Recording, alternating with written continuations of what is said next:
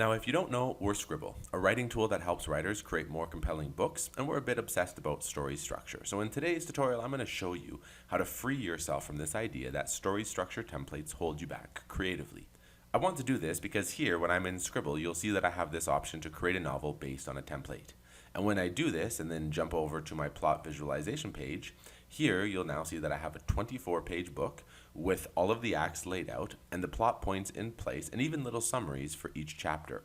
Now, what I want to do today is dispel the myth that when you use a story structure template like this, that it will result in all stories being carbon copies of each other. That's absolutely not the case at all, and I'm going to show you using an example from a story called The Overcoat, which was written by Nikolai Gogol. Now, Gogol is a Ukrainian-born Russian who is considered sort of a writer's writer. He's a writer who's influenced some of literature's greatest, including Kafka and Dostoevsky. Now, Nabokov even declared that the book that we're going to explore in today's tutorial is the greatest Russian short story ever written. Now, I'm using him as an example because he's regarded as someone who is imaginative and unique. He even incorporates a lot of surrealist elements into his work, making some inclined to believe that he might be more prone to kind of push back against traditional narrative norms.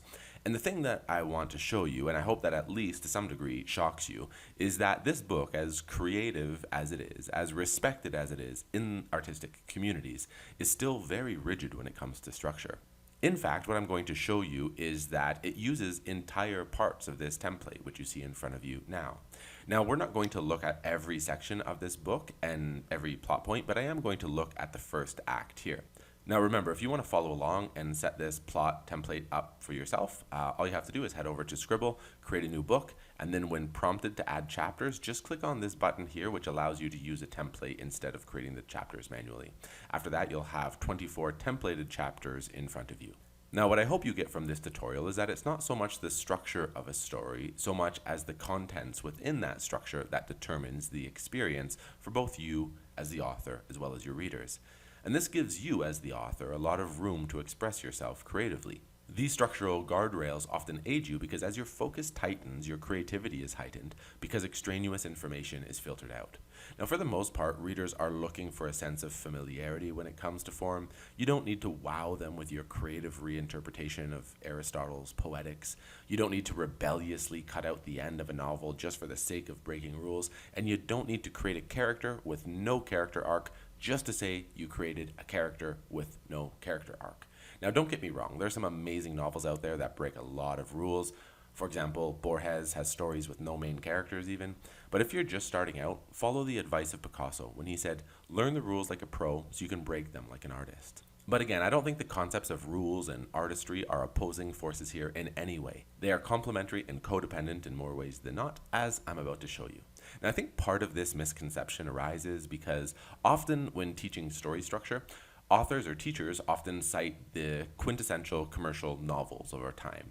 And this isn't necessarily a bad thing, but it really narrows your thinking as an author. When you hear phrases like, inciting incident, you think of, Harry Potter when he receives his invitation to Hogwarts school. Or you think of The Hobbit when Bilbo Baggins gets a knock on the door from a wizard and his whole world gets flipped upside down. Now, don't get me wrong, these are really good stories, but when used over and over as structure examples, they create these stock ideas and images in our minds, which really narrow our thinking. So my argument today is that you need to fight against these stock images because these images, not the structure itself, is responsible for narrowing your imagination. Now, as an example I mentioned, I want to talk about Nikolai Gogol's critically acclaimed short story, The Overcoat. Now, it's a short story and it's in the public domain, so I'm going to link to it below if you want to read it or listen to an audio version of it, but it's not necessary. I set this up so that you can follow along with this tutorial without having to read the short book. So essentially, and spoilers alert, this story is about a low-level official who really has nothing going for him. He has no interest outside of the copying he does at work, he's mostly rejected by his workmates, and he has absolutely no sense of style.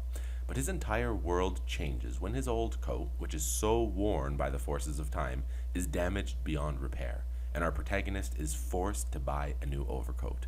And when he gets this new coat, his entire world changes, and people start to treat him differently. He's invited to parties, he even drinks champagne, and well, his heart, maybe for the first time in his life, starts to beat. So let's jump in.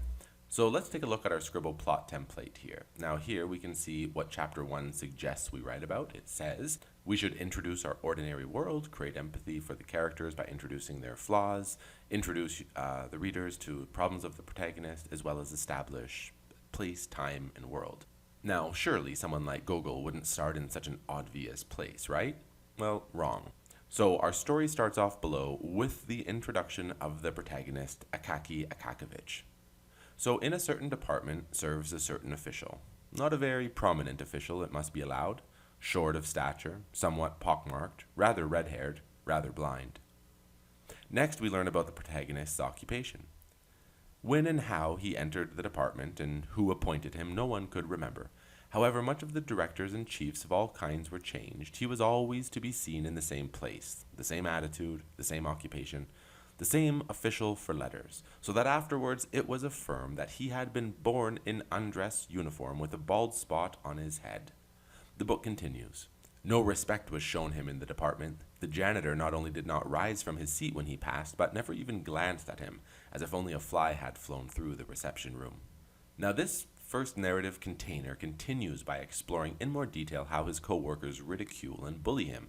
Now to overcome these hardships, we learn about his singular focus on his occupation as a copier.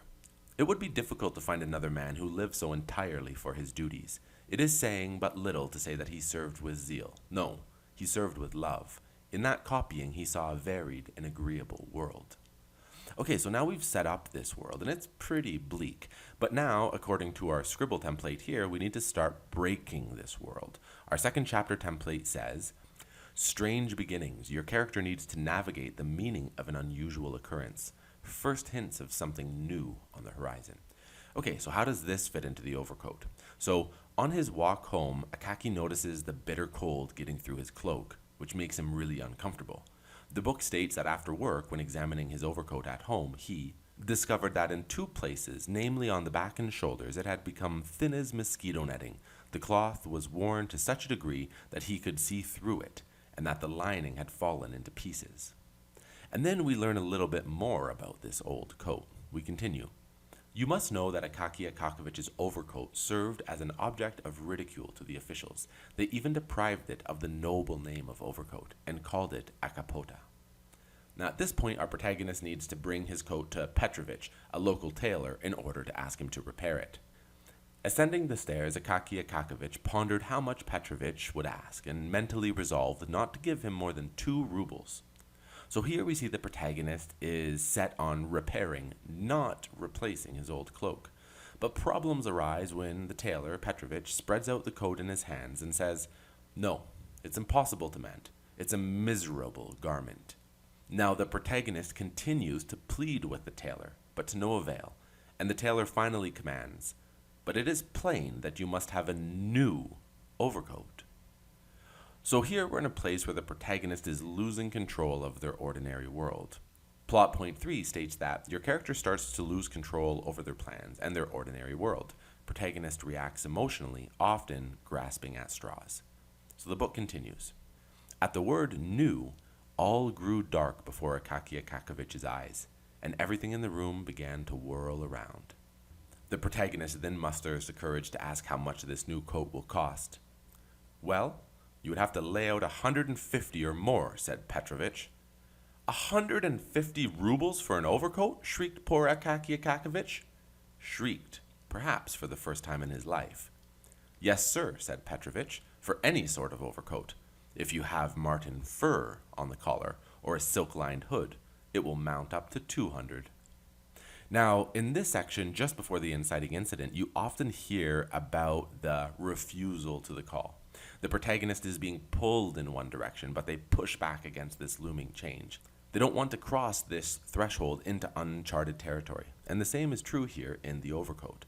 The protagonist schemes a plan to revisit the tailor later on when the tailor is drunk and his wife is out, and he's more likely to give him a better price or just to patch the old coat like he wants him to. But his plan fails, and the tailor refuses again to patch the coat. Okay, so now we're bridging over here into the inciting incident, where something happens that will break the protagonist's ordinary world and propel them into this exotic and strange new world. Now in Scribble, our template prompts us to use the following action. Your character is propelled into action, often, but not always, begrudgingly so. This upsets the balance of the ordinary world. So, during the debate with the tailor, the protagonist realizes that he's not going to win. Then, Akaki Akakovich saw that it was impossible to get along without a new overcoat, and his spirit sank utterly. Now, in this section, we have the inciting incident, which is him ordering a new overcoat, which he can't even afford. So now we're thrown into this next plot card here, which states that we need to explore the conflict that is created when the old world and new world collide, exotic new circumstances, explore goals, wants, doubts. So here we have our protagonist considering how he'll afford his coat. He doesn't know where the money will come from, but he does mention that he has a little bit of savings.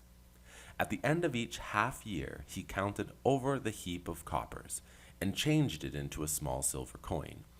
This he continued for a long time, and thus, in the course of some years, the sum proved to amount to over 40 rubles. But this isn't enough, so he has to continue to plan. So he thought and decided that it would be necessary to curtail his ordinary expenses for the space of 1 year at least, to dispense with tea in the evening, to burn no candles. Now there's so much friction created when this old world represented by the old coat and the new world represented by the new coat collide. The next section of the book explores the world of the protagonist being trapped in this crossover. In our plot notes here it says, the protagonist is trapped in this new world and the odds are against them.